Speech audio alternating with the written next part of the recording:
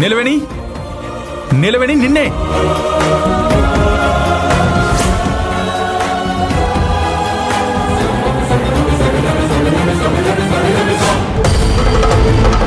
Tarak sir, మీరా? ఇక్కడ పడుకున్నావేంటి? నువ్వు పడుకోవడానికి రూమ్ లేదా? లేకపోతే అక్కడ పడుకుంటే నీకు నిద్ర రాదా? అంటే తారక్ సార్, అది నీలవేణిని నేనే ఇక్కడ పడుకోమని చెప్పాను. ఈ ఇంట్లో నీలవేణికంటూ ఒక రూమ్ ఉంది. తనకి ప్రశాంతతనిచ్చే ఏకైక చోటు అది. అయినా నీలవేణిని ఇక్కడ పడుకోమనడానికి కారణాలేంటి?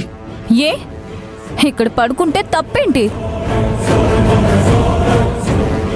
నాకు ఒంటరిగా నిద్ర పట్టడం లేదు. పైగా చిన్న చిన్న అవసరాలకి తను తోడుంటుందని ఇక్కడే పడుకోమని చెప్పాను.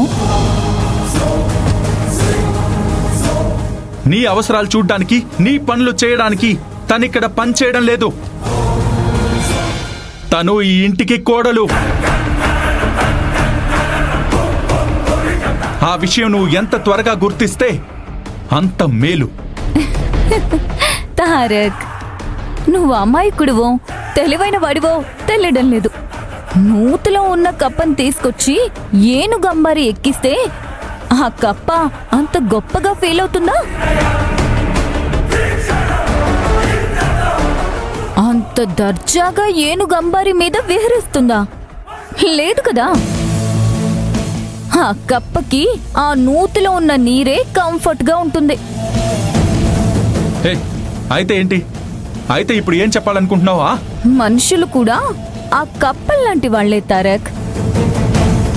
ఎవరికి ఏది అలవాటైతే ఆ అలవాటునే కొనసాగిస్తారు. ఆ అభిరుచినే నమ్ముకొని బతుకుతారు.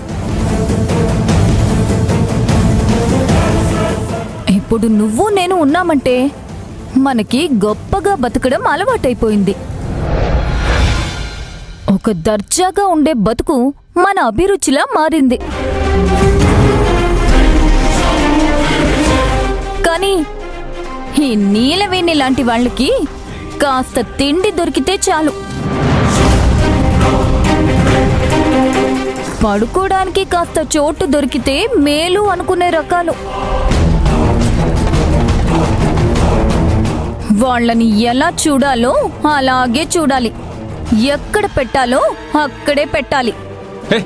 నువ్విప్పుడు నోరు ముయ్యకపోతే నేనేం మాట్లాడతానో నాకే తెలీదు. నీకు పదే పదే చెప్తున్నాను, నీలవేణి ఈ ఇంటికి కోడలు.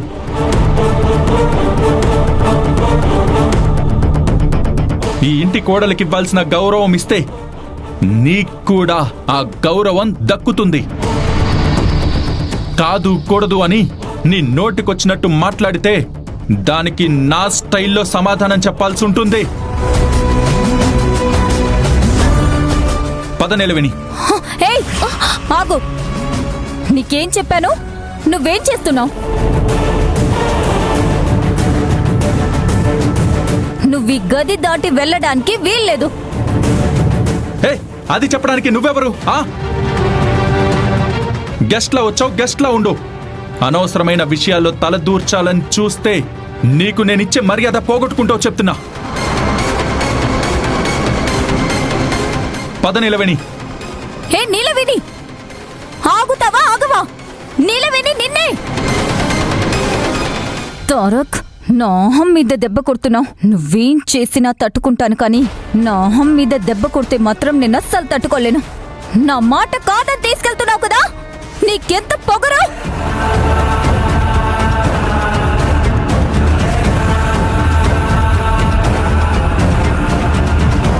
తారక్, అసలు ఇక్కడ ఏం జరుగుతుందిరా? అంకుల్, నా గదిలో నాకు ఒంటరిగా నిద్ర పట్టడం లేదు. ఎవరో ఒకరు తోడు కావాలి.